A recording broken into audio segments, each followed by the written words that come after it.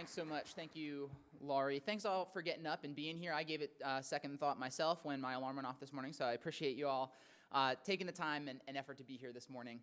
One thing, just as Laurie mentioned, just as a piece of background for where I come to this from, as an avid teacher, if you're not familiar, that means that I'm working to prepare students who come from the academic middle to go on to college dreams. And so these are kids who basically need to be convinced to work harder than they've ever worked before by someone who needs to stay with them for 4 years, right? So it's that kind of sustainable push to get the most out of who they are. And that's really framed a lot of how I look at how leaders can also get the most out of teachers. And so that's what I'd like to talk about a little bit today, and hopefully we'll have some time at the end for Q&A. But I want to first start by kind of framing where we are at, both in a place of history and in a place in industry. So take us through a short thought experiment. All right, so picture this, an analog clock, and imagine that this clock represents 3,000 years, which is the amount of time that as a species we've had uniform systems of writing within civilizations. 3,000 years since we've had a number of civilizations that have had organized writing systems, which means every minute on that clock represents about 50 years of time, okay? So as we think about that clock progressing, it takes 49 minutes to get to a place where we go from that first type of writing where it's one person writing one time in one place that just lives on a stone tablet or on a papyrus or just in one place until we get to the invention of the printing press. And suddenly we can produce information in mass, right? And that revolutionizes information and communication, and it's a different world that we create the printing press, 2,500 years later. Then, in just 6.5 more minutes' time, we get to the next huge innovation and massive change. We get to the telegraph and the photograph. So now we can spread that information with incredible speed across great distances, right? 49 minutes to get to the first innovation, 6.5 minutes to get to the next. Just 2.5 minutes later in this time frame, we get to television. We get to the way that we can project this live information streaming into homes, to individuals at great speed over great distances. Just 1.5 minutes later, we get to the invention of the internet, right? And suddenly we have ubiquitous access to the world's human knowledge. And just 30 seconds later, now we have internet on phones, right? In our pocket, right here, access to all of that information. And by looking at this, the way that we this framing, I adapted it, updated it from Teaching as a Subversive Act from Neil Postman. I want us to look at the rate of change, right? Change itself has changed in the world. And the world that we are preparing students to enter and thrive in is changing at a pace and rate that we've never known as a species, right? Think about how much of that change has just happened in the last few generations. So that is the world, that changing world, that dynamic world that we are preparing students to enter into. And I think about this in my own career, in my own classroom. So in 2010, I'm a 4th-year teacher. My classroom looks like this. I have an overhead projector. 1 in 4 students has a smartphone, and there's no Wi-Fi in my building. Think about this year, what does my classroom look like? I have a document camera, I have access to 4 laptop carts. According to Pew data, 3 in 4 students have access to a phone. There's Wi-Fi throughout my building, and 1 in 4 teenagers describe themselves as being constantly online. Think about what my classroom will look like in 2018. Every student with a school-issued laptop that they have access to 24 hours a day on our district's push for equity with personalized learning options. So that's an 8-year change, and we want teachers to ideally stay in this career for 30 years, right? So we think about the amount of change that teachers will need to sustain and manage over the course of their career, and just think about what we need teachers to be able to do to constantly adapt to this type of change. But it's not just changes in technology that we should be thinking about, framing that early on, but there's a lot of compelling emerging research in how we should do our work that we also need to be able to adapt to and change to as organizations. So we think about the research that's coming out around social and emotional learning, the return on investment for that, the effect that social and emotional learning can have on student achievement. Think about social capital. I'll dive into that a little bit more, but the emerging research around the impact on student achievement that happens when we have teachers who collaborate around instruction. And we think about the positive effects that are emerging from engaging in deeper learning. And these are just a few examples of the many paths in teaching and learning that we need to be able as organizations to nimbly adapt to and embrace and start to learn from. So there's a case for change, for thinking about our organizations a little bit differently as organizations that are able to be learning organizations and adapt for change. So where are we? Well, a couple of weeks ago, Yale released a survey of 22,000 high school students, and they asked them in an open-ended survey, how do you currently feel in school? And these, I'm sad to say as a teacher, were the top 3 answers. These were open-ended. In fact, 8 of the top 10 answers were all framed in the negative. And so much, and you know, I feel that we need to own this as a profession, right? So first of all, right, we know that when the school schedule is what's convenient for adults, not convenient for students. What's not healthy for students scientifically, biologically, what's healthy for their biological rhythms. They feel stressed. I was just reading in the American Psychological Association released a survey about stress in teenagers. They asked them to rate their own level of stress on a scale of 1 to 10. They said 3.9 and below is healthy. Teenagers rate themselves at a 5.8, which is higher than even adults, right? So teenagers are experiencing as much stress in their lives as adults are. And then finally, bored. And that's the one that frustrates me the most, right? The fact that students feel bored in the place where they are to fall in love or remain in love with learning, right? That's where they feel bored. And I'm going to get to the positive stuff soon, I swear. But before I do, this student engagement has to be a piece that really hits us as teachers, as people who are trying to change teaching and learning at home. And this is data from Gallup. And this looks at engagement as a measurement of enthusiasm for learning and for school and involvement in their learning. And when I look at these numbers, I think about who most needs to own this. We all need to own this. Whole systems need to own this. But I'll say as a classroom teacher that this falls on us, right? The engagement of students in the classroom in a day-to-day basis, that falls on us. And as a high school teacher at the lowest end there, right, that falls on me particularly to think about that. And if we're going to accept, and I think that we should, that student engagement falls on the teacher, and then I think the next question for that is, who accepts responsibility for teacher engagement? This is, again, data from Gallup, and this is data that is frightening to me as a parent, as someone in this profession, someone who cares about this profession. So Gallup polled 14 different occupational groups, and this includes fishing and gaming, construction workers, clerical workers, doctors, nurses, teachers, engineers, accountants. Teachers had the second most stressful, rated themselves as their level of stress, second most out of all those 14 occupational groups. 47% of teachers said that they felt a high level of stress on a daily basis. But the number here that is most shocking and most worrisome for me is that 69% of teachers were not engaged in their work, which meant emotionally invested in their work.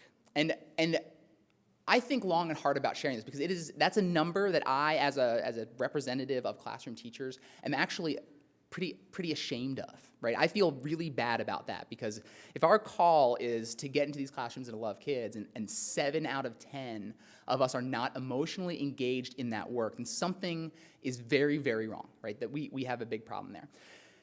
But I think a couple of the particular responses point us toward a path forward. And that is that teachers were the least likely to agree that at work my opinion seems to count, right? That is actually, to me, and this is where I think that challenges are an opportunity for hope and growth, that we can change some of these answers, that least likely to say my supervisor creates an environment that is trusting and open, the least likely to agree that opinions seem to count. If we can change those answers, I think that we can change the engagement, and I think we change the teacher engagement, we change the student engagement. We change student engagement, we change student achievement, right? I think those particular answers can provide us a path forward.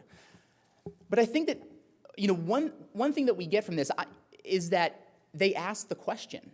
And I wonder how often as a school, as a system of schools, and even as a country, we ask this question. This data is from 2012. The last time that we had the MetLife survey of teacher satisfaction in their jobs was 2011, released in 2012. Right? We aren't even asking these questions, right, about teacher engagement. So let's think about how can we change this, and I want to get to this. First, let's remind ourselves of the teacher day. For most of my career, this was a day in the life, right? So 7:30 the day begins, right, even though I've been there for 30 minutes at least. Teach a block, homeroom, teach a block, lunch, teach a block, 45 minutes of planning, right? And in those 45 minutes, that's copying, grading, meeting with administrators, calling parents, maybe using the bathroom if, I haven't trained my Olympian bladder yet to make it through the entire day. Those 45 minutes. And then for most of my career, right, the next 45 minutes is duty or covering for another teacher. So I would, take my master's degree with me and sit outside the bathroom and make sure the kids had a pass coming in and out of the bathroom, because that's why I did all that work. And then we have dismissal, and then the duty day ends, right? And of course, the day doesn't end there, right? According to survey data from Scholastic, the average teacher works a 10-hour day, right? So that number really is important and really matters, because when we think about getting peak performance out of teachers, we can't just work them harder, right? You're not going to get teachers to work more than 10-hour days, right? That can't be a solution. We think about this day. And one of the challenges that this schedule doesn't on its own illuminate is that teaching, I think, often feels like this, where that's the teacher and that's the danger, right? We have, it is so isolating, and on top of that isolation, there's the emotional drain, particularly in schools where our children face more challenges of supporting them emotionally and the trauma that they face and bring into the classroom. The challenge of managing grading and time. My wife and I are both teachers, and we have a child who is now almost 2. And neither of us feel that we are the teacher we want to be, nor the parent that we want to be, right? Because while I'm playing with Silas, I'm watching the clock tick, and I'm thinking about how late I'm going to have to stay up to give students feedback on their writing. Or if I'm giving students feedback on their writing, I'm watching a 2-year-old grow up right before my eyes without me engaging with him, right? And that is where I am heartbreakingly stuck. Right? So that and that's just a danger, and that is not going to be something we're ever able to completely divorce ourselves from, unless I get certified in PE, entirely. And then we're also asking teachers at the same time to sustain change, right? So it is just a challenge, but I use this image for a reason. Okay,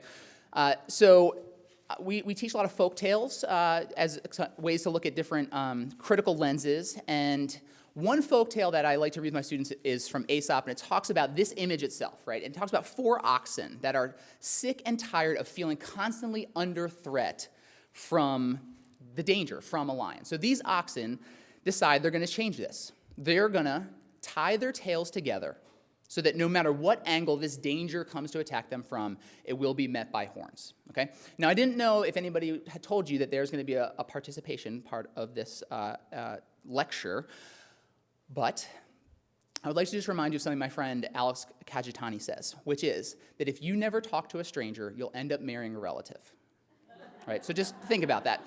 And so I'm just going to ask you to say that we should feel this way, right? So I'm going to just ask you, if you are sitting nearby someone else enough, could you just lock arms with that person for a second, the way that these oxen had locked tails, right, to face the danger in their lives? Go ahead, remember, strangers are okay. It's how we meet people. Right? And lock it in there, and then it's okay to give a little growl. Growl with me. It's 8 a.m. Why am I awake? Thank you. I appreciate people who just stay that way. You guys are the best. All right, so you can go back to your seats. Thank you for participating. Thank you for waking yourselves up a little bit. We should feel this way. This is how, if we are going to face all of the challenges and the change that is necessary to change our organization, to change teaching and learning in this country, we have to take this lesson and go at it together. Okay. Now, before you go home and look up the story, I do have to divulge that it ends because Aesop had to teach a lesson, that there was infighting and discord, and the oxen went their way one by one, and the lion killed them all. But I don't want to focus on how the story ended. It's not about the ending. It's about the image, right? It's about the idea that we should be leaning on and supporting one another. This is not a participation point. I'm not going to ask you guys to do this morning. But, after the lecture in the hallway, we can see what we do.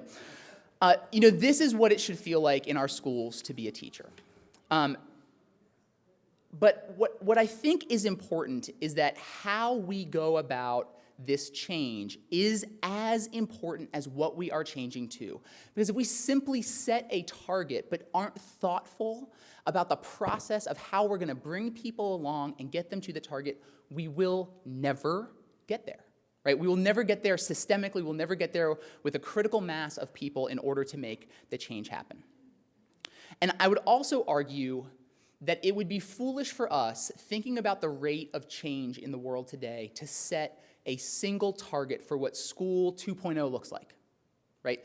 I think what is a much more thoughtful approach is to think about creating schools that are nimble, agile, learning organizations, right? Yesterday I was in a session with Ben Jensen, and he was talking about the four of the highest performing school systems in the world, right? British Columbia, Hong Kong, Singapore, and Shanghai. And how they define success is in their senior leadership's ability to create learning organizations, to create places that measure themselves based on the inquiry cycle and their ability to constantly change and adjust instruction and teaching and learning in order to meet the needs of kids. So I think when we're thinking about targets, it should be less about shooting for a way to get to a certain endpoint and more about shooting for a way to change our organizations so that they can always change, so that our teachers can always change their instruction in order to meet the needs of students. And I think that creating organizations that, first of all, collaborate and lean on each other is hugely important. So there's a report that comes out called the McKinsey Report on the World's Most Improving Education Systems. And in those systems, the teachers say that their greatest source of innovation for these most quickly improving systems is access to other teachers. That's their source of innovation in their work. The National Network of State Teachers of the Year released a report called Good to Great. And that report asked these state teachers of the year, the ones that we have held up as excellent models and representatives of great teaching and learning, what made a difference in their career and helped them become the leaders that they are? Access to other great teachers was the #1 response. And then this study from Carrie Liana, who's out of the University of Pittsburgh, which is a great school, and I know it well, was a study of 130 elementary schools in New York City looking at math achievement. And she went in with the question that we have been asking ourselves at a policy level for a number of years in education. Which has a bigger effect on student achievement? Is it a matter of individual capital? Is it about the teacher's credentials and experience and their individual students' prior test scores and achievement? Or is what matters for student achievement and whole school change a matter of social capital? Is it a matter of the frequency with which educators in that building have conversations that are focused on instruction? Which of these two factors is more influential in student achievement? What she found was, as you can see there, if teachers' social capital was one standard deviation above the average, student achievement rose by almost 6%. Right? And when we're talking about student achievement, 6% is huge. But I think even as important as that, right, is that high levels of social capital took what would be the performance of low-ability teachers, right, teachers who rated low on the individual capital, and took their student achievement to the level of the average if they were in a school with high social capital. Of course, high social capital and high individual capital was the best results, right? They had the best performance. But if we had to take one of the two, high social capital helped to raise all boats, right? Helped to raise student achievement on the whole. And so we have this. We think about collaboration. We think about the end for where that wants to go. And I think, we look to John Hattie a lot for good reason. And he points us to this idea that the collaboration can't just be about instruction. It has to be about outcomes. It has to be about student achievement. We have to get to a place where we're looking at impact of our learning and how that affects students. But, I saw, thank you, Twitter. I saw some conversation from a presentation earlier here at Learning Forward, and a quote from Richard Elmore at Harvard says that in his study of learning teams, only 1 in 10 function at a level to improve instruction and learning, right? So if your school has teams, that's great, right? And that's far ahead, I think, of where a lot of schools are. But at what level do those teams function? And do they do this kind of important work that results in changing student achievement and changing impact?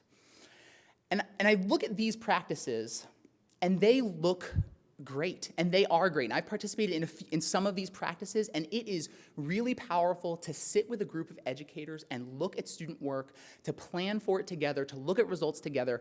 That is incredibly valuable, and I think that is what will make our organizations ones that can change and adapt to students' needs. But I also know that this is really far away from where we are in many schools today. So it is great to talk about it, but I'd like to spend the rest of our time thinking about how do we move schools from places where all too often we close doors and we are siloed and excellence is siloed and our struggles are hidden and siloed as well, to places that can begin to do this work, right? And to get there, I'd just like to have you all indulge in this short video clip. I'll be fine. I'll do it. Well,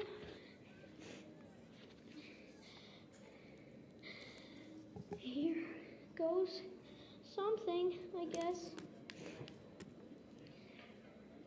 Oh, okay, you can do this. I'm gonna jump. You got it. Whoa, my ski's slipping off. Just remember, never snowplow, okay? No snow plows. Keep it straight and you'll be fine. Okay. Same thing you do on the 20. Straight.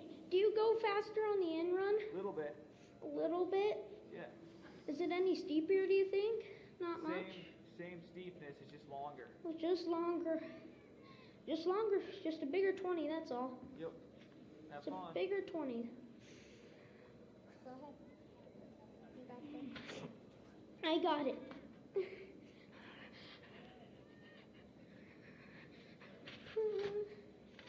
It's fine. You'll be fine. Okay. Here The longer you wait, you'll be more scared. I go.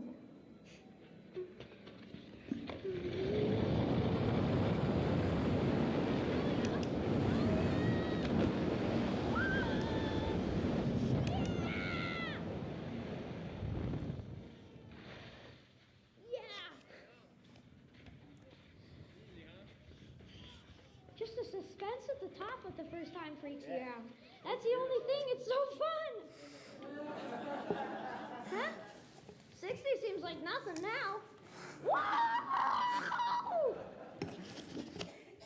All right, and although I think the reaction might not be as pronounced and the fear might not be as verbal, I think about teachers who are asked for the first time to open their practice as that kid on the top of the hill, so concerned about what it's going to look like. How do I do it? How is it going to be safe? Is it like something I've done before?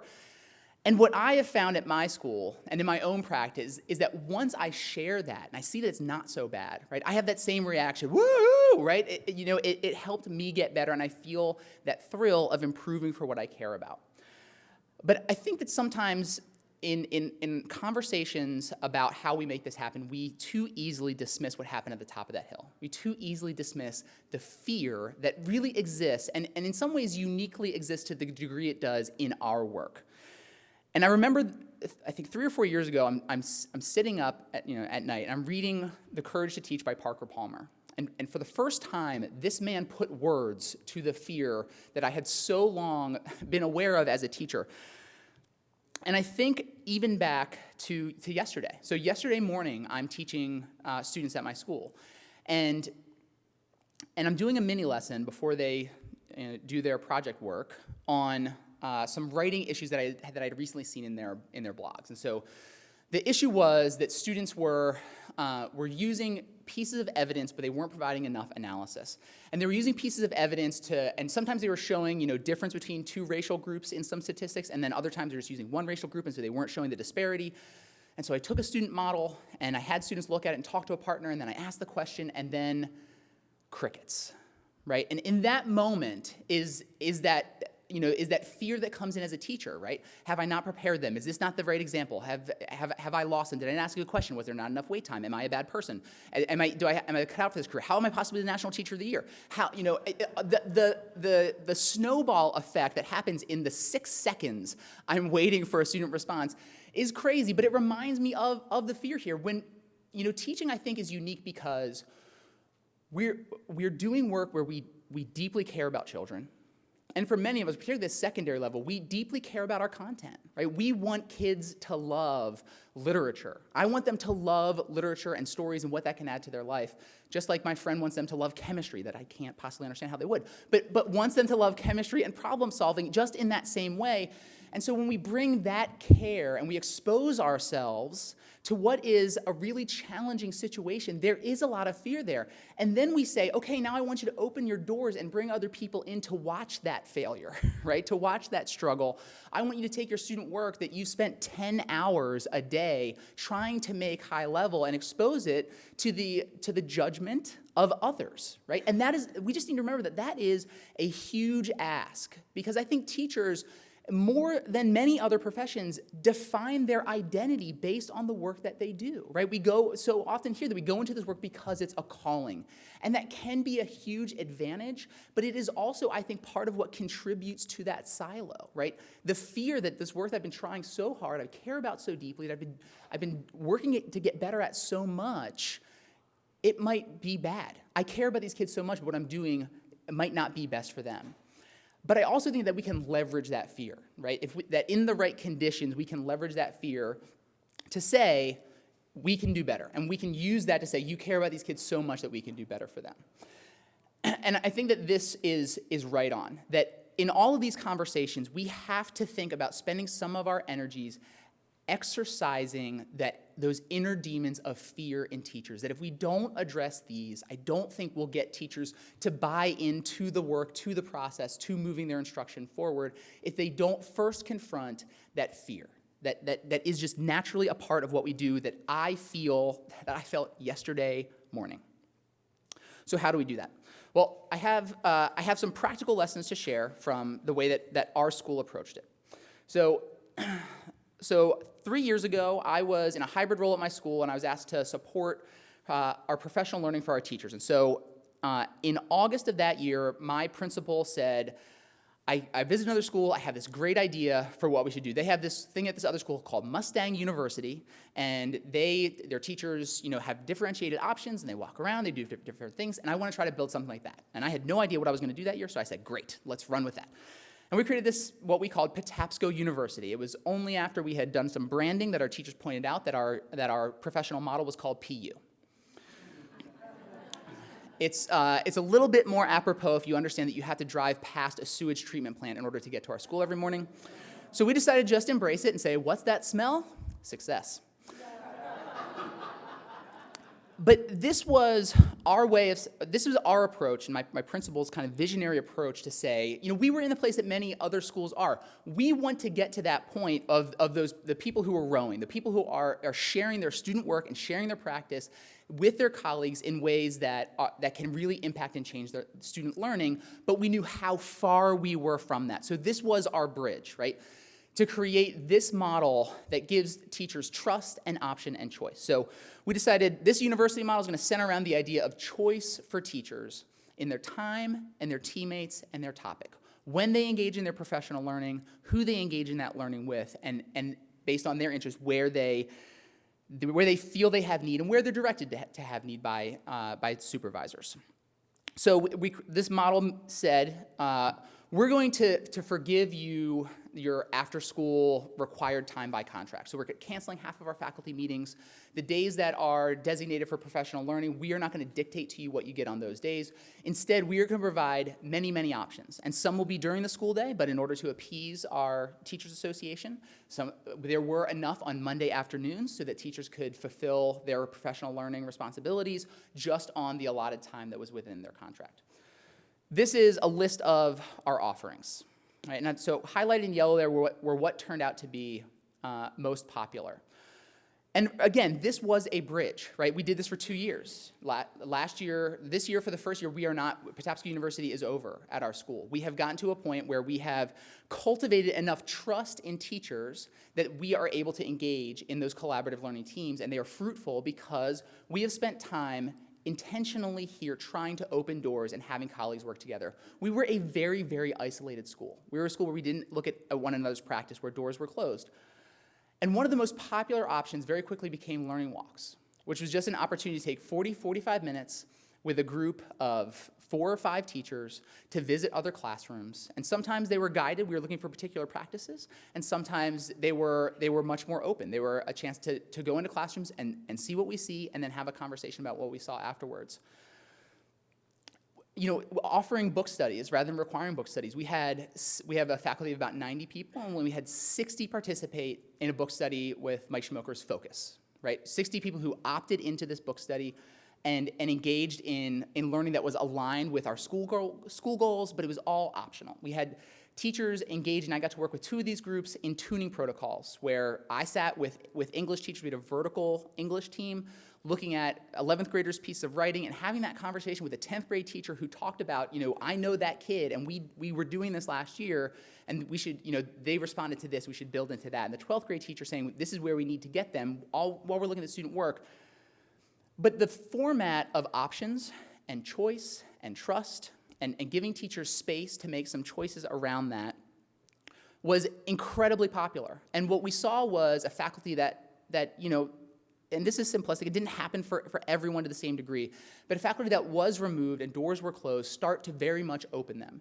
And this was combined with some whole group that we had to do that were in faculty meetings and a lot of one-on-one time that I spent with teachers. It was part of the solution. But taking that first step, that in-between step, right? Because we were at a place where we could not see, we couldn't say, all right, so this year we're going to do these collaborative teams. You're going to bring student work, and you're going to really expose yourself and be vulnerable. We were nowhere near there. But to take this inside step and say we're going to engage in this kind of work together made a huge difference for teachers. It was incredibly well embraced, and it was an opportunity to really develop teacher leadership. So suddenly we had teachers say, I'm presenting at this conference. I would love to present it first for the faculty here, this investigation of how we use inquiry in the classroom. We had teachers step up and say, I want to lead a book study, right? And these are teachers who I would have never expected, but they had this passion, and suddenly they had opportunity to lead through their passion. And what we saw was we were developing a lot of leadership and that social capital, that conversation around instruction. But this step of Patapsco University happened simultaneous to another choice that my principal made. And that was the choice to look at how we spent time in our building. So we sat down, and this is because a couple of us had been constantly kind of pushing him to try to find ways for collaborative planning time. And he decided to just sit down with a few of us one day and say, what are our priorities as a school, as an organization, right? And quality instruction was number 1. And then where do we spend our time? Where do we have teachers spend the time that they are not face-to-face with students? And we had lists like lunch duty and bus duty and watching bathrooms and lists of places where we were not spending time effectively, and committee meetings that were not producing things that were aligned with our values. And so we said, this is within our power to change. Right? So over the course of 2 years, we looked at doing some things differently. First of all, we were in this, I don't know how this was ever made sense, but we were working under this principle that if one teacher had to have a duty, then every teacher has to have a duty, right, every other day, right? So we would have 15 teachers on the hallway duty. And it was the safest hallways in America at Patapsco High School because we had so many teachers watching the hallways. And it was just foolish. We didn't need teachers to be spending their time that way, right? So we revised our duty schedule so that instead of every other day you had to have a duty because someone did, once a week, we could spread these duties out. We looked at how often we got substitutes versus having teachers cover, right? And we looked at that data and thought, we can just use our substitute money more effectively and create more white space and time for teachers to think and collaborate and plan. We looked at the way that we schedule our day, and we even changed our lunch shifts so that so then we have an hour in the middle of the day where students have a half an hour to get lunch and a half an hour for coach class, for enrichment, for clubs, and teachers manage that, but also created more time for teachers. In short, this exercise, going through this, created 80 minutes of additional planning time for teachers per week independently, and a 30-minute collaborative planning time for teachers. We recovered 110 minutes per week for teachers by going through this exercise of saying where are our priorities and where are teachers spending their time, and do those align. So those are a couple of practical steps that we took as a school to make this change happen. But all of this flounders and fails in the face of this recognition. Right? My son is demonstrating that very nicely. The culture eats strategy for breakfast, right? That is our truth. And that comes down to a matter of leadership, that an organization's culture is only as healthy as its senior leader. And this is where I think that we need to spend a lot of time. We want to get the most out of teachers. We have to look at leadership. We have to look at how we measure leadership. We have to look at the questions that we ask of our leadership.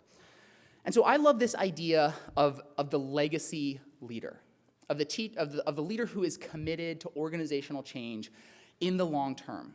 Unfortunately, according to NEPC, at least in Texas, the average tenure in Texas for a principal is 3.5 years.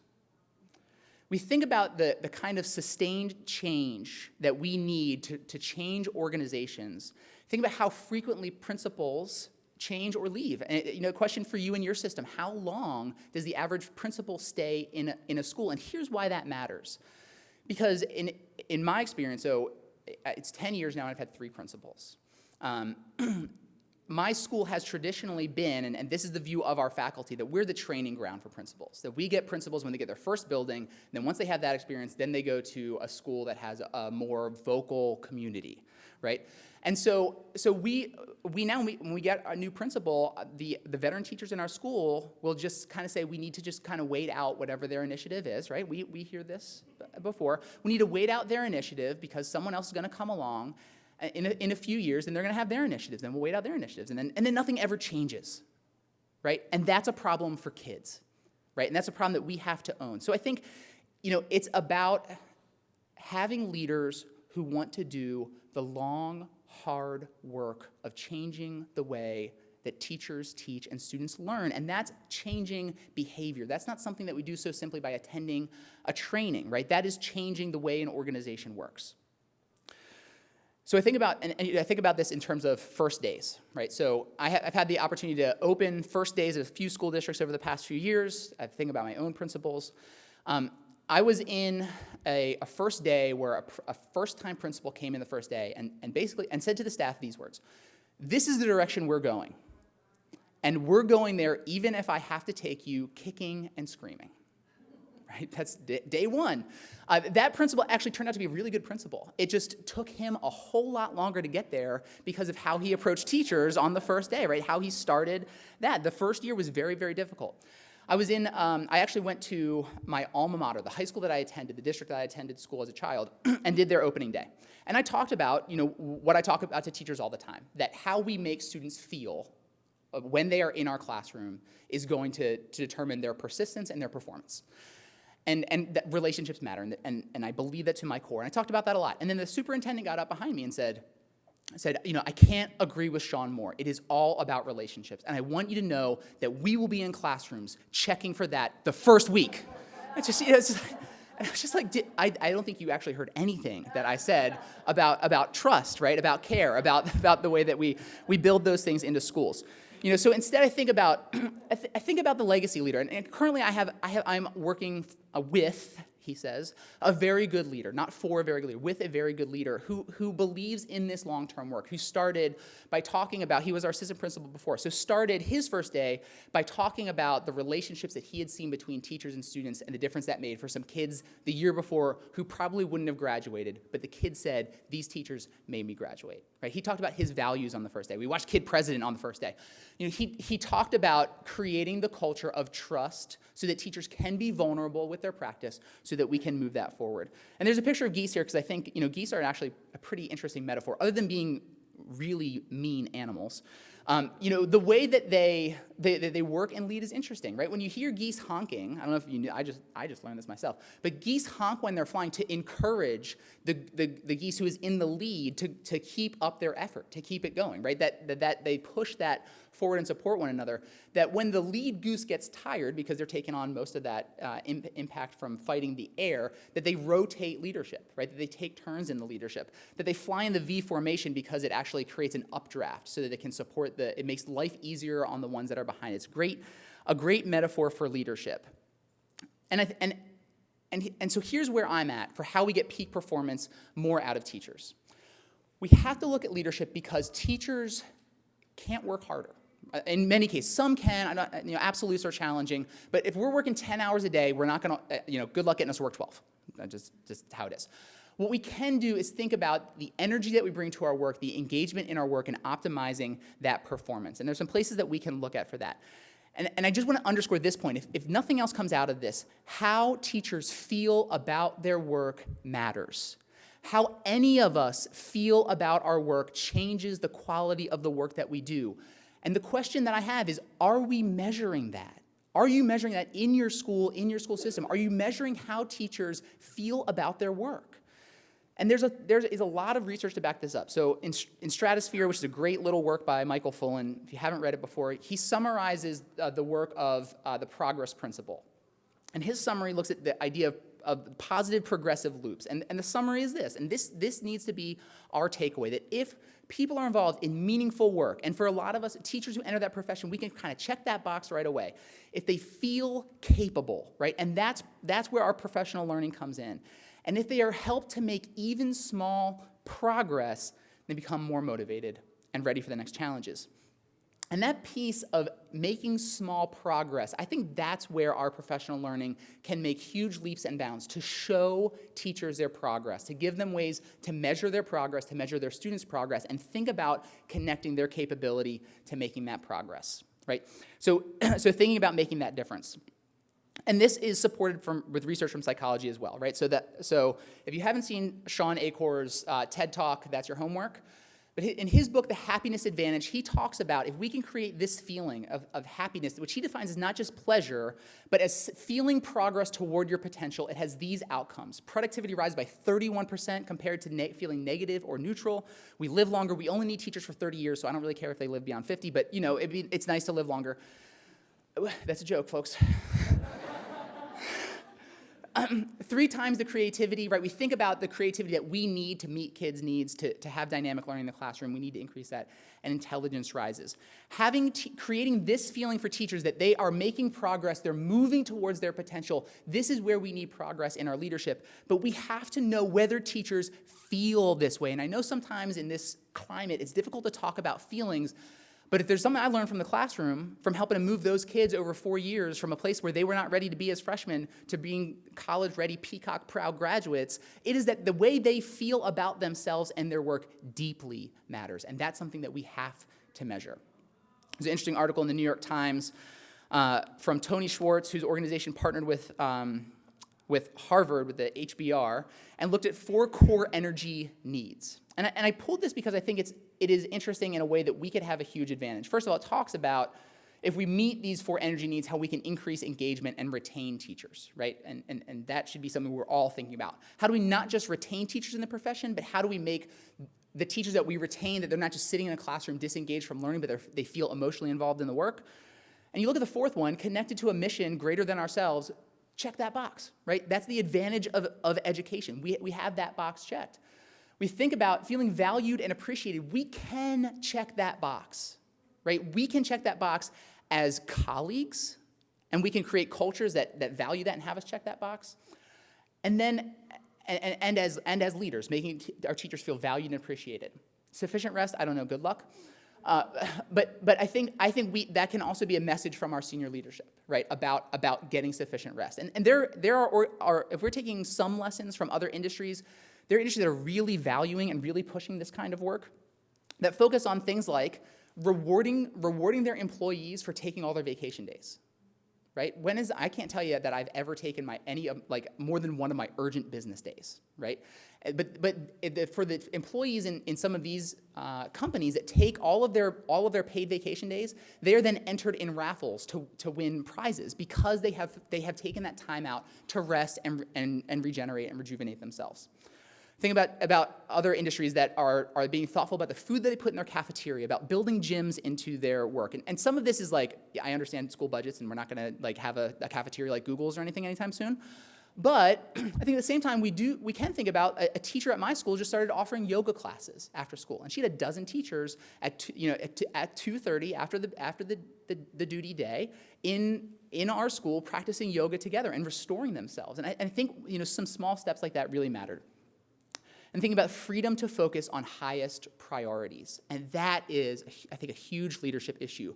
How do we protect teachers' time and focus so that they can with a laser focus, look at instruction and look at their students' work and protect their time so they can focus on those highest priorities. And so for me, this all comes together under this idea of trying to become a learning organization, right? That's the focus. Becoming a learning organization will change student achievement. It has to. Again, Ben Jensen yesterday talking about those 4 highest achieving systems on the international tables said that they all focus far and away on becoming learning organizations, on evaluating leaders based on the quality of the inquiry cycles that their teachers engage in, the quality of their professional learning. And it makes so much sense to me as a teacher that if you fulfill me as someone who's becoming better at my job, then so many of the other challenges that we face as a school system fall by the wayside, right? We have more engaging instruction to bring kids into the learning. I think we see fewer discipline problems. We have a raise in achievement. Professional learning, I think, is that opportunity, but it's not just about a training or online badging. It is about the culture that we create for kids. And I think if you haven't already looked at Peter Senge's work around learning organizations, these are some of the questions that we should ask ourselves, and this is what we should be looking to. Growing people, fostering inquiry, a joint process of mutual development. If we can make our schools feel this way, and I understand that it is a journey, that we can start to see people motivated to create the things that they love to create, right? And I think that we will see a huge change. And we'll just close with some practical steps, right? So one, my practice as a classroom teacher changed when I started to focus on receiving feedback from my students and understanding how they felt in the classroom about the learning. And I think our administrators and our leaders need to model that for teachers as well, right? That they need to feel to receive feedback on climate, on learning, on the way that teachers feel about working for them in that building, and they need to be held accountable to that. That should be a part of the conversation. It doesn't necessarily quantify, but a piece of data quality that has to be a part of a conversation with superiors and with staff, right? With a focus group from staff, with whole staff about school climate. We cannot have school climate be an add-on. Not when the way forward is to get more out of people every single day. Think about looking at time versus priorities. Think about picking five leaders in a building and saying, I'm going to spend the next year growing these 5 leaders so they can grow others, right? And focusing on those 5. And then, thinking about being a legacy leader, investing in the hard work, and finding bright spots. To finish, I think this quote from John Quincy Adams sums it up, right? We inspire others to dream more, learn more, and do more. That is a leader. And I think those are the questions we should be asking ourselves about the leaders in our building, the leaders of our teachers. Do they inspire their teachers to dream more, learn more, and do more? And if that's happening, I have hope. Thank you so much.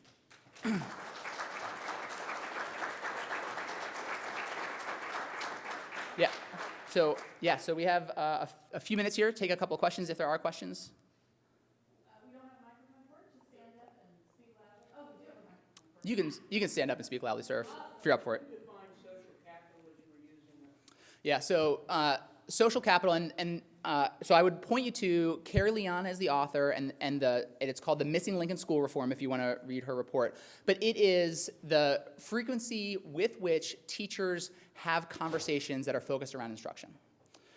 So that is the building of social capital.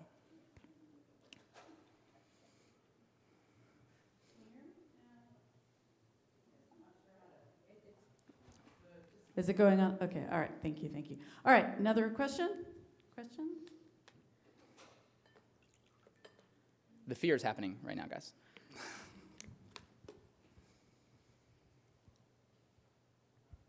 Thanks. I was really curious. You talked about how versus what, and one thing I feel like I've experienced is when I focus on this how of collaboration with teachers and school leaders, that a lot of times we get a big question mark when it comes to what, and we can kind of go a lot of different directions. And so I'm curious if you feel like there has to be a clarity around what to pair with how, or if how is sufficient. Yeah. So thanks. Right. It is a marriage, I think. But I think when we have conversations, they're not looked at as linked efforts. And I think we can think about what going to get lost in my own language here, about what we want the how to look like, right? And I think the better question is, how do we create organizations that are able to adjust to whatever the what might be? As there's emerging research and new pedagogies and calls to meet the needs of a new day, can what we really focus on as the what be inquiry cycles? Can it be ways that teachers feel about their work and the ways that we support their work so that they are embracing that vulnerability, they feel a sense of trust, they're looking at student work together, and they're changing their practice and measuring the impact of that change in practice. So I go back to this idea of it's not just a simpler what for what instruction could look like right now, because I think about what school looked like for me, right, and what school looks like now, what it looks like going forward, and that what is going to always change for us, right? So I think having a goal for what looks like as far as achievement, as far as in a short term, really matters. But when we're thinking about how we want our organizations to operate, I think that how is more important. Great. We probably have time for one more question, so you have time to get to your next session. Anyone have one? If you don't, I have one. Well, I was just curious about you, because you are definitely dynamic, engaged, and when are you going to take the leadership role within the school to bring people forward in this way? Because you're already doing it. When are you going to take your school? Okay, so So the question was, when is Sean going to sell out and become a leader? No, just kidding. that's what the teachers heard.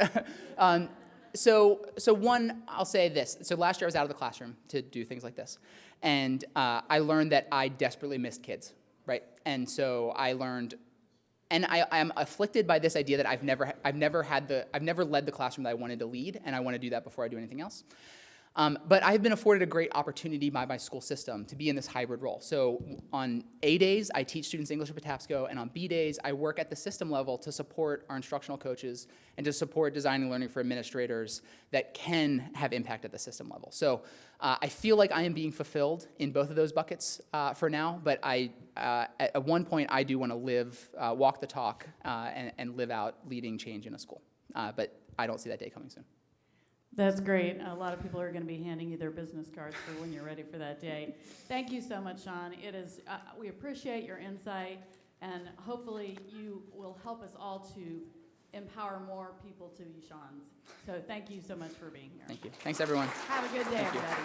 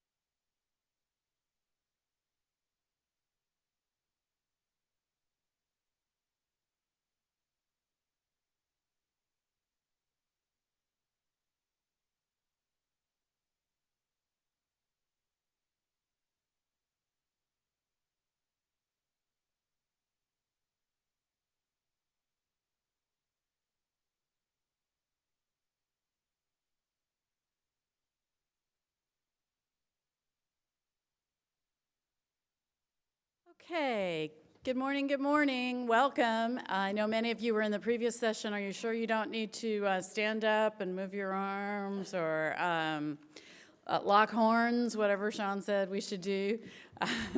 We're glad you're here. We are 1 hour toward brunch and more stimulants, although I think Sharon will probably end up being a great stimulant for us as well.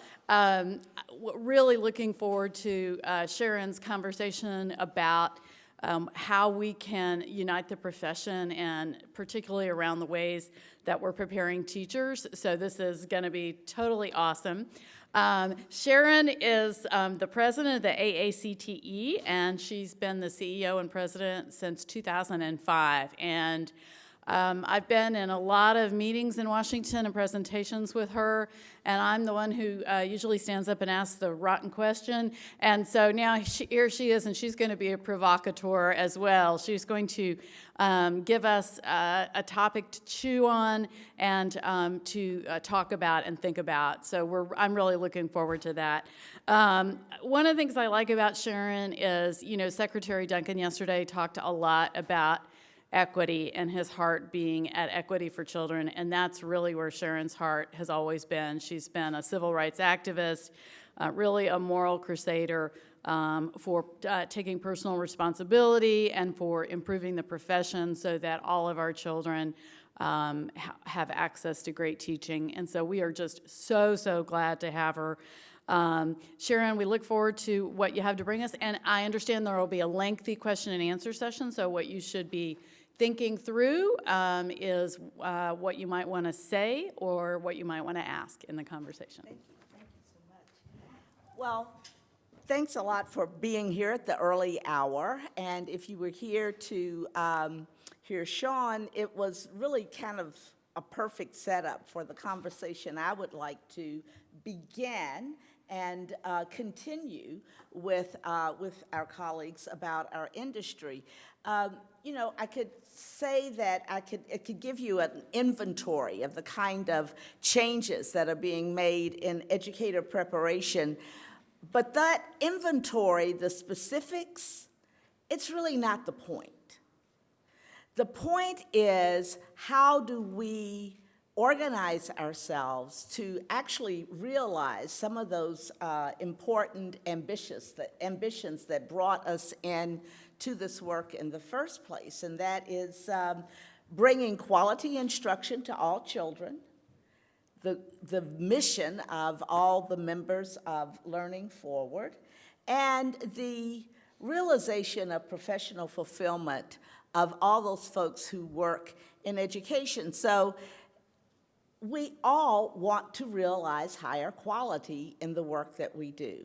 And I am going to posit that we are right on the brink of being able to enjoy more fulfillment and a sense of accomplishment in that regard, but we've got to unify and see ourselves as members of the same professional community. Now, somebody gave me a t-shirt that I really thought about wearing today. It says, "Those who can teach, those who can't make laws about teaching." And but I don't want to be flip about this, but I do suggest to you that the question of who is in the profession is an important question. And I'm going to answer it by suggesting that we begin with those who are practice-based, those whose work is about the delivery of very, very high-quality instruction, the instructional services that support and facilitate the learning of others.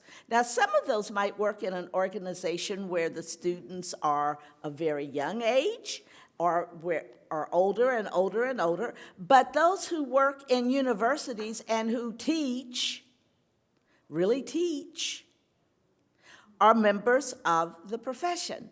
So the characteristics, the requirements of good quality instruction are universal throughout those who provide these services. You have to know something that somebody else needs to know. You have to be able to make what you know accessible to them. And you have to be able to create experiences that allow the learner to practice, practice, practice. Remember, it takes courage to be a learner. Never forget that. So we see too often, we see each other as being in a different world just because you work in a university or because you work in an elementary school or a middle school, which kind of is another world, or a high school, or anywhere in between. But I will posit that the professional community should embrace all who teach, and those leaders and those who work to provide special expertise in particular areas. I was thinking about Sean's presentation and wondering about that school that had the wide range of expertise and all the functions necessary for quality learning.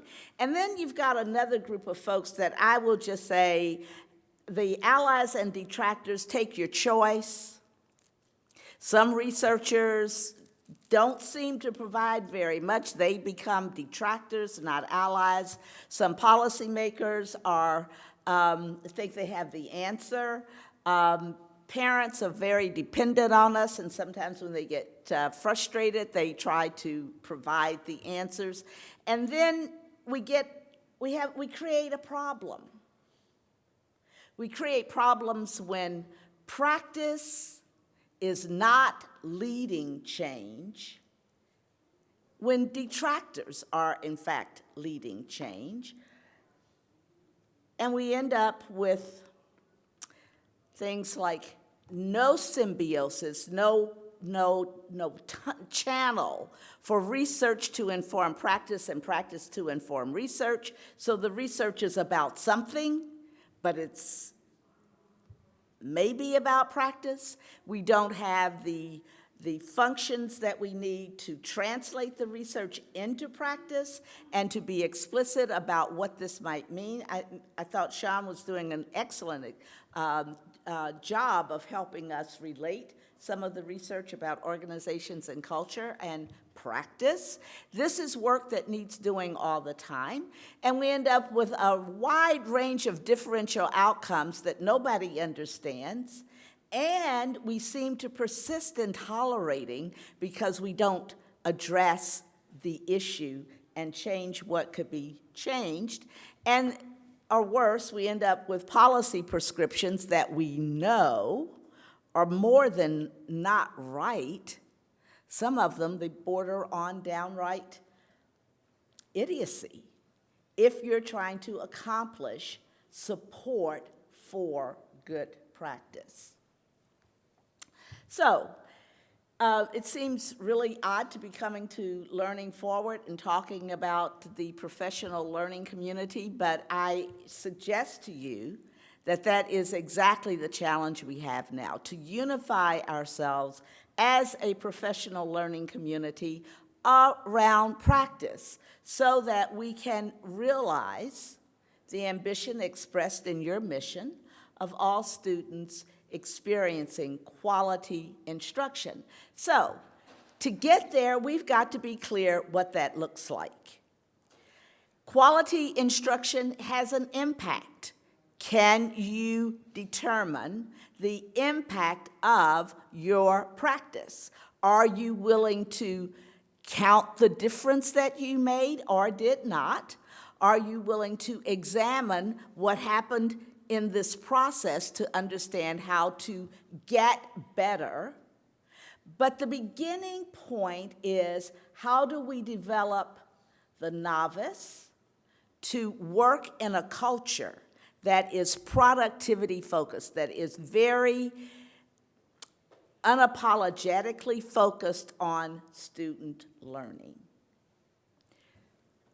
We also must embrace boundaries of a code of ethics in this profession, and I'm going to illustrate this with the principles that have been put forward by the Association of the NASDAQ, the National Association of the Directors of Teacher Education at the state level. I mean, these are the folks who do program approval. These are the folks who decide if the programs that are members of AACTE are developing novice candidates that are ready to be licensed. And you know, you begin with a sense of a responsibility to the profession, meaning the work recognizing that the work you do requires you to know something and be able to do something on behalf of those who are dependent on you, who this is work that definitely needs to be done, and you have a responsibility to the profession to be there and ready to do that work. But in fulfilling that responsibility to the profession, you must be competent. Now, you know, this means that you have to be able to determine what's competent, what's not competent. Now, who should make that determination? Policymakers? No, we should make that determination. We should be willing to work together, struggle together, and specifically articulate what a competent beginning teacher looks like. Now, we've done this to determine what a skilled or more expert teacher looks like and can do with the National Board for Professional Teaching Standards. As a professional community, I'll show you some work we've done to express this same view as it relates to the beginning practitioner. But then I think is the core of all of this, and that is embracing that our first responsibility is to the students, not to the profession. It is really to the students, so that, you know, being willing and able to do whatever are the next needed thing is actually a requirement of the job. And that's really hard to do when you're in a culture that does not support you in getting that done. And I think some of the statistics that Sean shared from the Gallup poll about teachers' sense of efficacy is troubling, because we are creating organizational barriers that do not support good practice. Now, what should we be yelling about, yelling and screaming? We should not be practicing in those environments, because we know that they do not promote student learning, which gets you into the responsibility to the school community and to the ethical use of technology. This issue alone is one that requires a lot of professional guidance in today's culture. So I'm thinking that if we can embrace a consensus around who's qualified to begin and what our responsibility as a professional community might be, together we would represent a very formidable force leading to quality.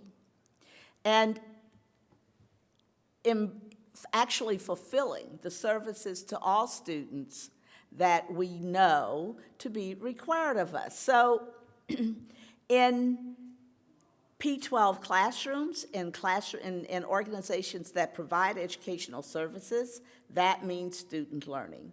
In preparation programs, that means candidates that are ready to do the work. And again, this will require very explicit quality standards. And enacting an evaluation process that allows us to address the problems of practice and quality and the emerging questions about practice itself.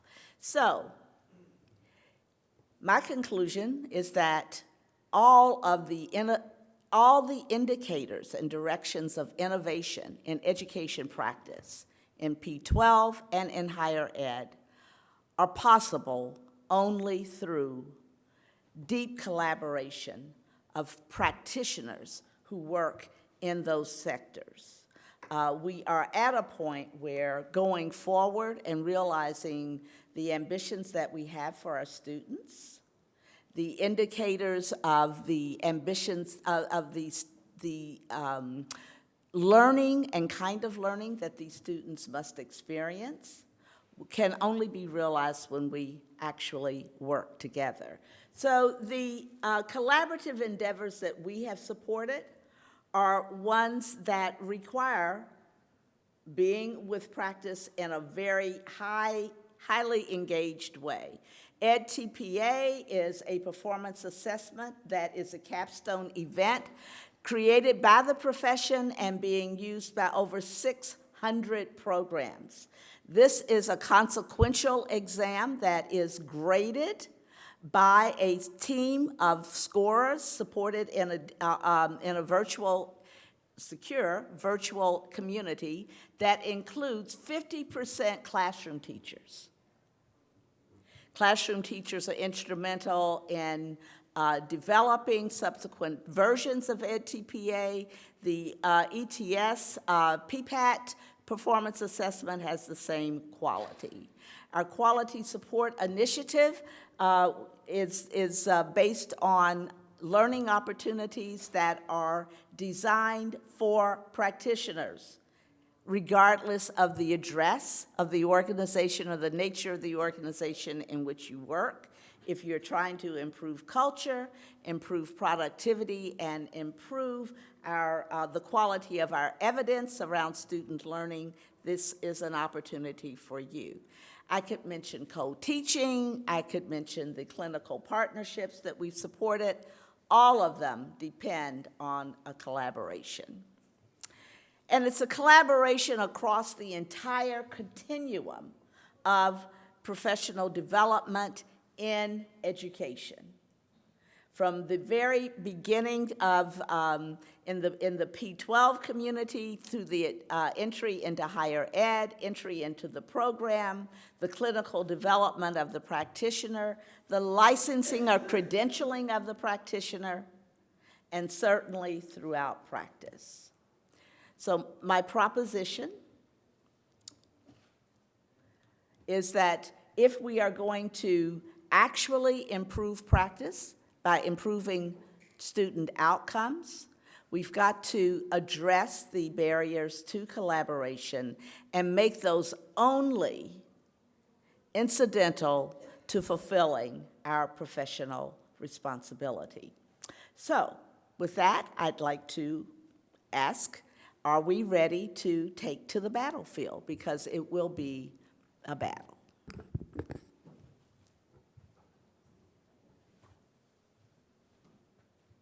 Okay, we're going to open it up for questions from anyone in the room.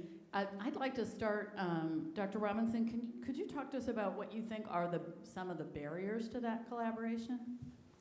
Well, the barriers are kind of the obvious things, like sometimes the calendar is different. There is the sense of school personnel saying, well, we don't really want to open our responsibilities to include developing new practitioners because we've got all we can do to realize the student learning requirements of based on standardized testing and race to the top and some of these other things. So you've got the obvious, and then you have the more subtle things of candidates themselves feeling as though, okay, a school is a place where I'm supposed to learn good practice, but good practice isn't in evidence in all the schools. So how do we work together to create environments where students and these novice practitioners are experiencing state-of-the-art practice? It has to begin in the college and university. We've got a lot of work going on to improve the practice of teaching, the instructional practices in colleges and universities, and we've got to take these candidates into clinical settings where they are going to witness state-of-the-art practice. Otherwise, you know what they're going to learn? They're going to learn what is happening at that school, and they will learn workarounds and adaptations and not have their skills reinforced at where we want them to be. So, you know, it's the work of the entire industry because no one of us can get it done alone. That's an excellent point.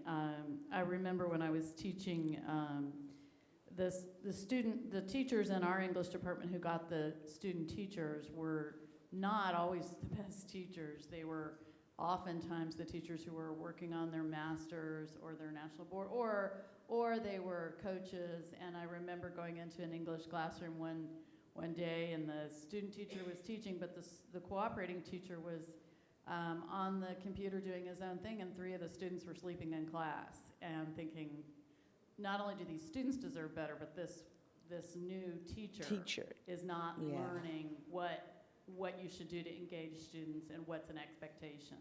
So interesting point.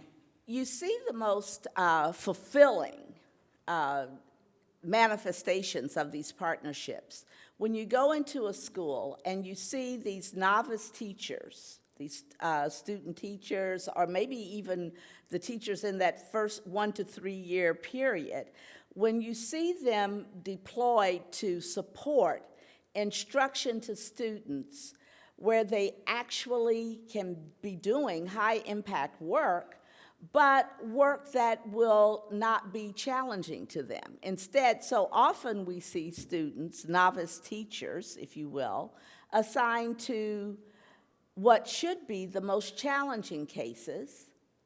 It looks as though, with the assignment, it looks as though they are actually being given the cases identified as hopeless. You don't expect very much out of it. And that produces a sense that is not professionally fulfilling, because if nothing is expected, what do you give?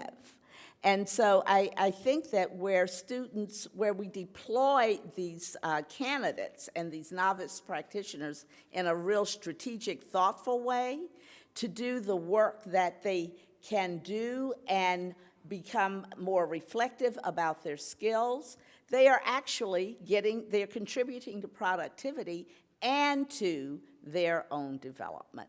And that's when we are seeing this leverage, this resource. These students become a resource in the instructional process. That's excellent.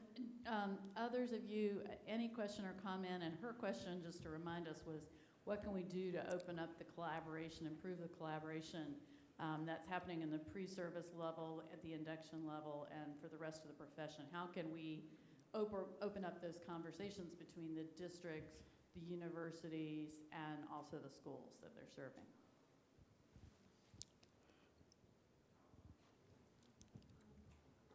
I represent an organization that works in Texas, and this is a piece that we're going to be working over the next 6 to 9 months.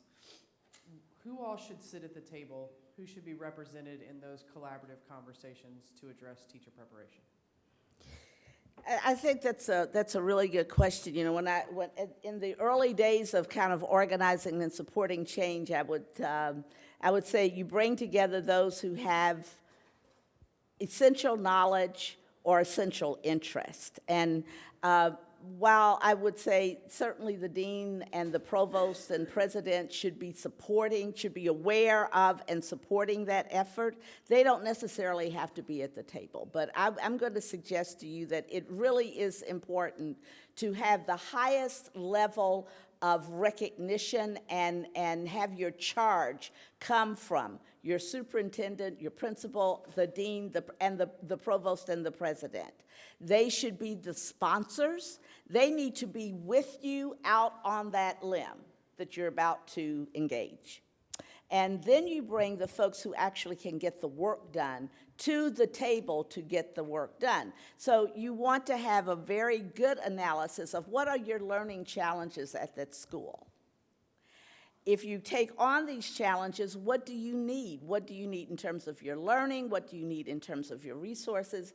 You need to decide what you're going to count as evidence of your progress or lack thereof. That all of those issues associated with a collaborative endeavor need to be decided by the parties who are going to be informed by the feedback and who are going to contribute to addressing any barriers or glitches. So my first suggestion, get sponsorship at the highest level, and then you bring the folks with the most knowledge and most intense professional interest to the table to work out the action plan.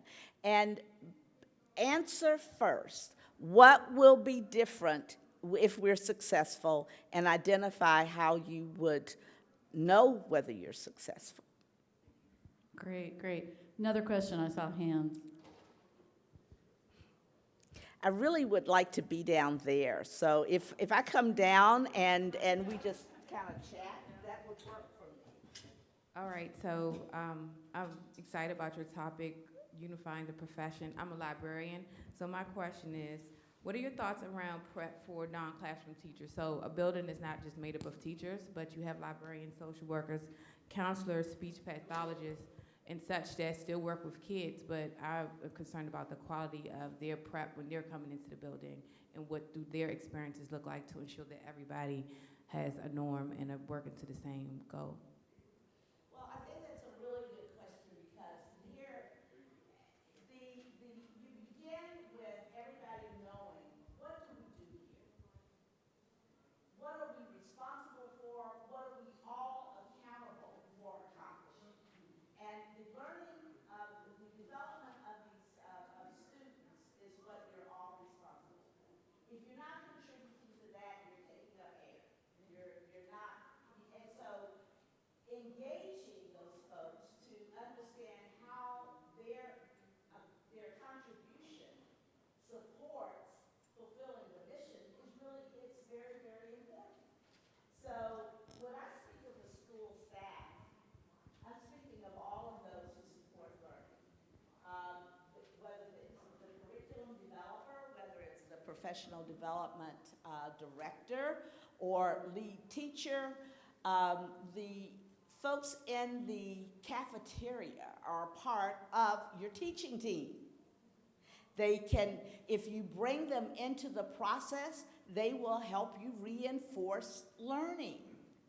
And some of those folks who don't come to school every day are part of your team, like parents.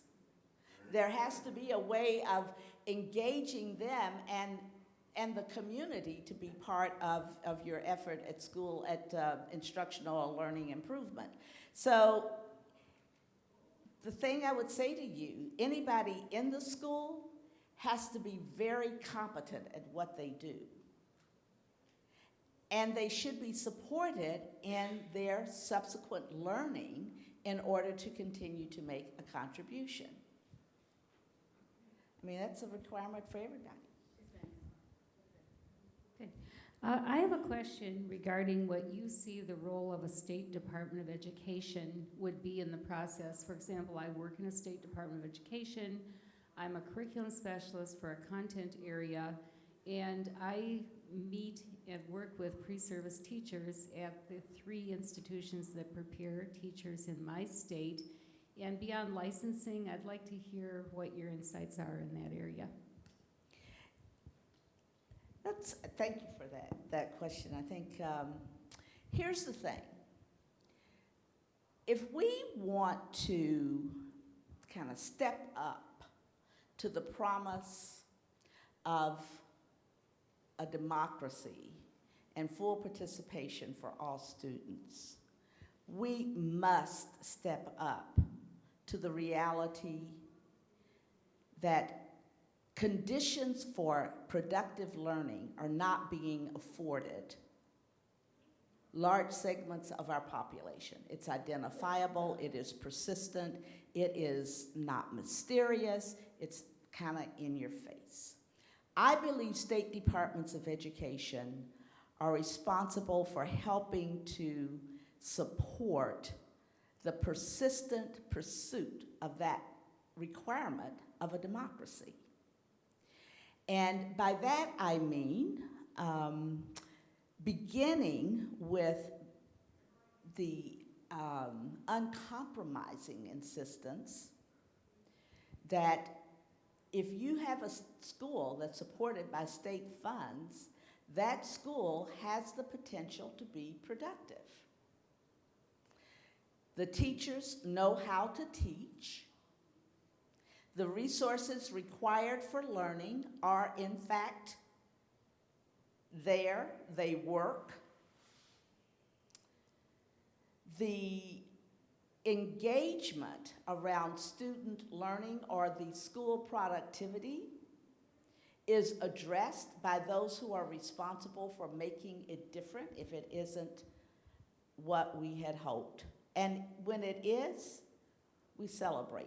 I believe state departments have to be much more hands-on around getting things done rather than simply supporting or insisting on compliance with regulations that may not make a difference.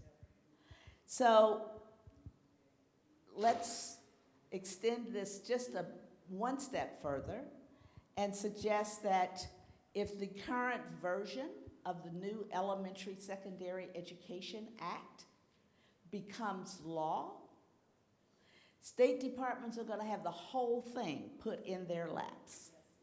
So, how are you going to be even more confident that those who are licensed to teach can actually do the job?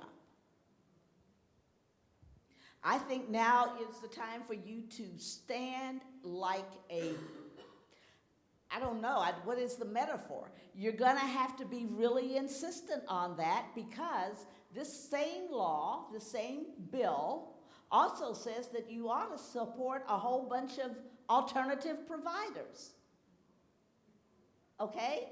Now, what are you going to do at the State Department? I think that, you know, this is where the political context is going to require us acting together to insist on what makes sense. Because the context has now been created in this bill, likely to be signed into law, the potential to say, oh, these folks developed in these academies the academies don't have to operate under any regulation. They don't have to report under Title II. They don't have to do anything. And you afford them the same recognition that you would give a teacher graduating from a master's program. And you've got state legislatures who are going to see this as an attractive opportunity. And your voice alone will not convince them otherwise. The union's voice alone will not convince them otherwise. But if you were to organize as a unified profession at the state level and tell them, let me tell you what will make a difference, then you can make a difference. Our advocacy must become much better informed, much more clearly articulated, and advanced in a more determined way. Or we're going to watch ourselves get blamed for more and more of what we didn't create. And so, you know, I can't say that the policy community is operating in concert with us yet, but we haven't given them much to operate on because we've come from so many different angles and with such different voices, we create noise and not an informed direction for the public. That's another lecture. Yes. Jill. Good to see you, Jill. Okay. I'm thinking about the point you made that innovations require collaborations. Yes. And we're largely haven't seen a lot of examples of productive collaborations, and I'm wondering about your experience with some of those examples, those few ones that exist. But as someone who has a foot in research and a foot in practice, sometimes in policy as well, I know that those are three really, really different cultures. You can go from a practitioner conference like this to AERA, And you Yes. need some serious code switching skills. It's a totally different language. You wear different clothes. People are on a different schedule. The same thing with talking with policymakers. So that cultural disconnect is one barrier, I think, that keeps the conversation happening.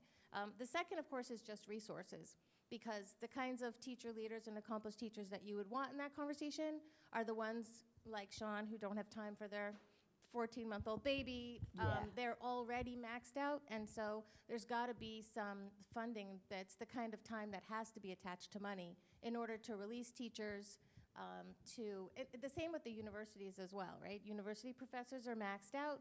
There's got to be some funding that's protecting time to have that conversation. Otherwise, even well-intentioned people can't make the time. No, that is such an important point. And here's where I think we've got to consider the broad range of functions that have to be addressed if we're going to create a policy environment that will permit the kind of organizational cultures in schools and universities that we know that we need in order to support learning in our classrooms that really produce students who are able to thrive as citizens and educational practitioners that are really able to fulfill their own personal professional ambitions. So nobody can work across the whole scope of that, of the work that needs to be done. So I think that we've got to encourage more specialization, because not everybody can do what Sean does. They might, but there are lots of folks who can do practice work. Not everybody can do practice work. Not everybody wants to go to AERA and have that conversation, but we need to make certain that the conversation about the implications for practice gets staged and delivered in a way that supports the folks who work in practice. They want to be confident that's going on, that conversation is going on, but they also want to be confident that there's a way for them to be informed even while they are they're maxed out doing their work. You look at any practitioner in any profession. I don't know many doctors who have time to read long journal articles and have to wade through the methodology and They want to know, where do I go for high confidence findings with confidence that I can act on what I learn? So that's the work that we've got to get better at in education, is getting these findings translated into services and products that support and inform practice, and that folks can be so informed with a lot of trust. I've often thought that the other connection that's not made really well is the questions of practice, informing the research and actually influencing, guiding the research, such that we would implement a national survey of practitioners to identify problems of practice. Now, this can well be done at the local level as you build your school improvement plans. Identify the things that you must fix with new knowledge, new technology, applied research, in order to improve student learning. And then we support the consensus work necessary for folks who've done research that have, and that likely to produce conflicting findings. And they argue, they fight it out. They fight it out not to the death, but to determine what is it that we know with high confidence. And that's what you step out on. That becomes the new edge of the frontier, the new state of the art. That's what you teach new practitioners to. This is real important work if you're going to grow as a profession. Imagine a an architect learning to do their work, even 50 years ago, they were working with a bunch of different instruments even, from one who is learning to do that work now. So all of that changes as the technology changes and as the state of the art changes. So I think we've got a lot to do to bring the findings of research to support practitioners and the voice of practitioners to influence research. And that will happen in different cultures. So it's not that you've got to be able to live in all of them or all of them have to suit everybody. It's just all of them have to serve the industry. And that is the tolerance that I think we must embrace of the diversity within the industry, but also the focus that we must embrace as to why our work is important. Is not for the sake of research. You know, I really do think sometimes folks get the idea that status in this work has to do with the age of the learner that you teach, or has to do with the fact that you've worked your way out of having to be involved with any learners at all. The status ought to be in being able to take the challenging assignments. Those are the folks that we tip our hats, that we honor, because they represent the highest level of expertise. I have a question. I'm wondering, Dr. Robinson, how we can collaborate more between the districts and the universities and get out of the blame game. I know that a lot of teachers teach not very far from where they get their teacher preparation, yes, except in the cases of some of the non-traditional preparation program. And I wish how could we have more conversations where the university says to the school district, when we send our student teachers, this is what we need for them to really develop into competent educators, and this is what you're providing, and here's where we see some gaps. And how could, and the school system be open to that, right? Because they have a part. They serve up who's going to be the supervising teacher. They put the teacher in the environment. Are you putting them in a non-tested subject because you're afraid of testing, but then the teacher doesn't really get any preparation?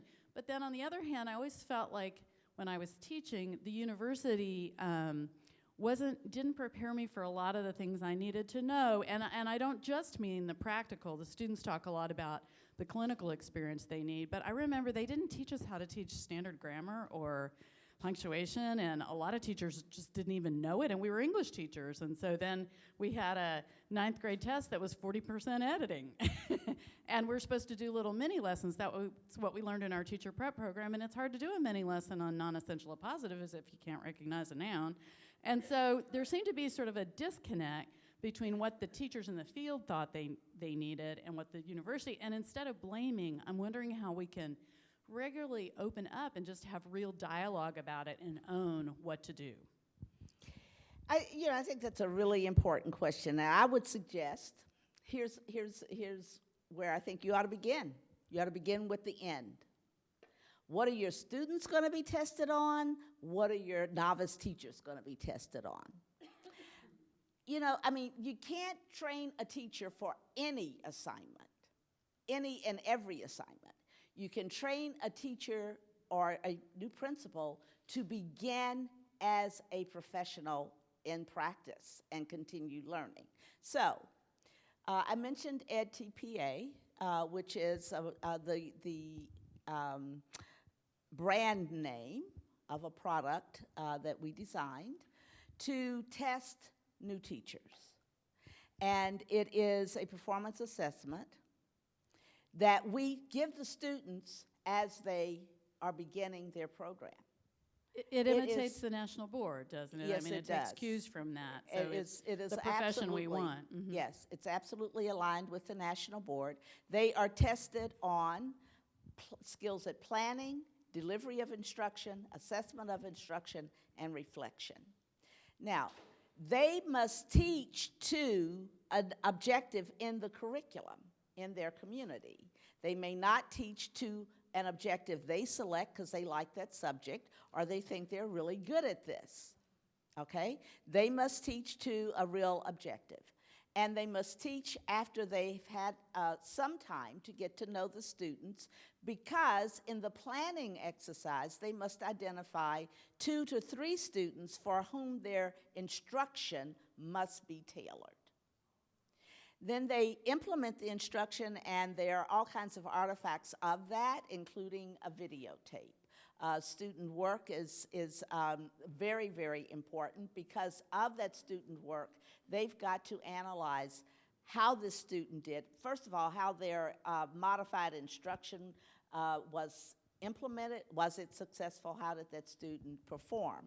So we ask these candidates to be responsible for the whole cycle of the instructional process, beginning with their planning and ending with reflecting on what should happen next for these students, for the larger group, and for those students that they identified as requiring some modification.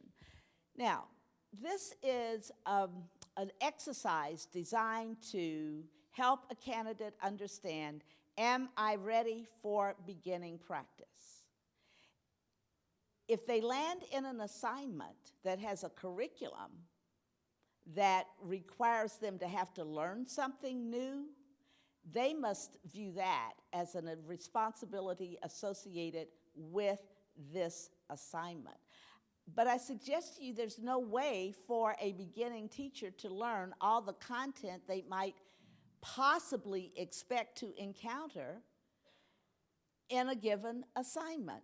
And as we are thinking about learning in the disciplines, our objective now tends to be learning to be a competent learner in the discipline, rather than knowing 80 to 90% of the answers to the extant questions.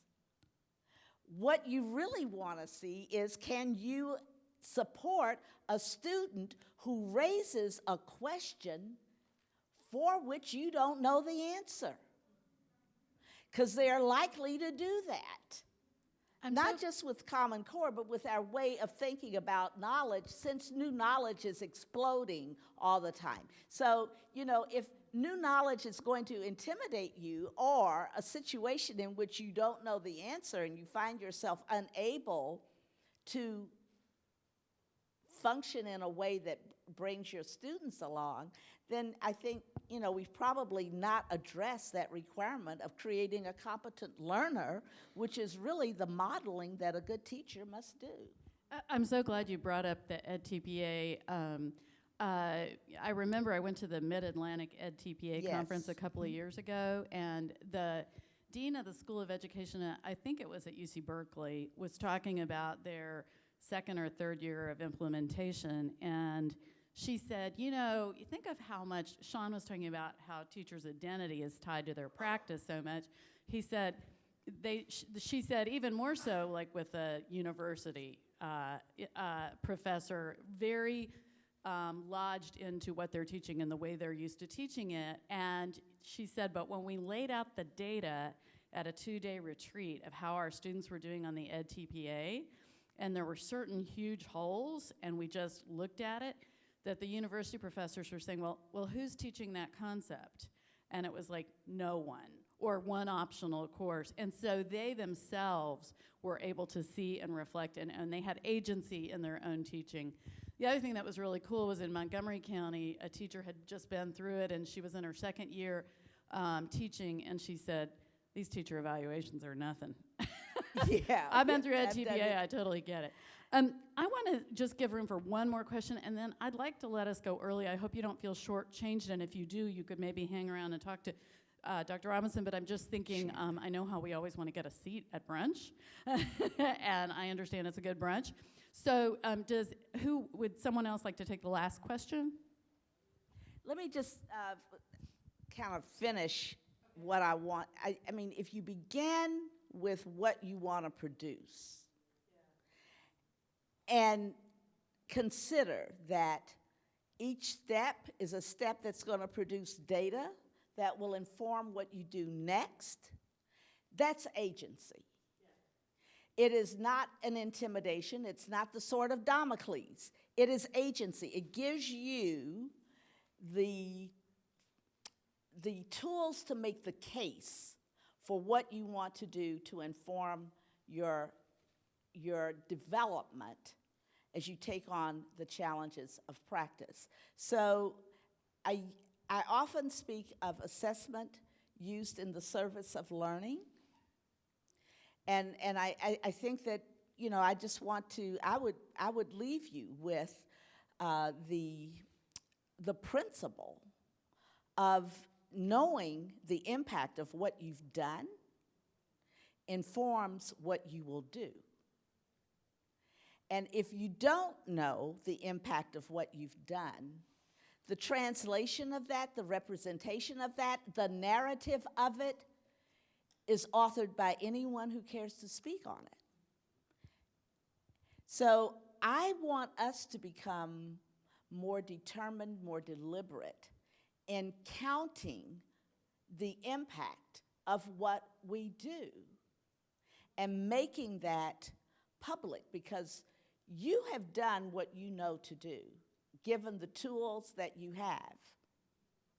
If we want to bring more impact to the service that we offer the students, we've got to create a stronger voice to inform policy, including policy about resources, and to tell our story to our communities in a way that will get more of them for us than who will be against us. So I would urge us to not view assessment and testing and not view any of those tools of practice as a weapon against us unless we let it be. We need to take those tools in our hands and use it on behalf of the interest of our students, our learners. That's great advice to leave us with. Thank you so much. Thank you so much. Really I hope you've appreciate enjoyed this your conversation. Really appreciate your time and expertise. Thank Thank you, everyone.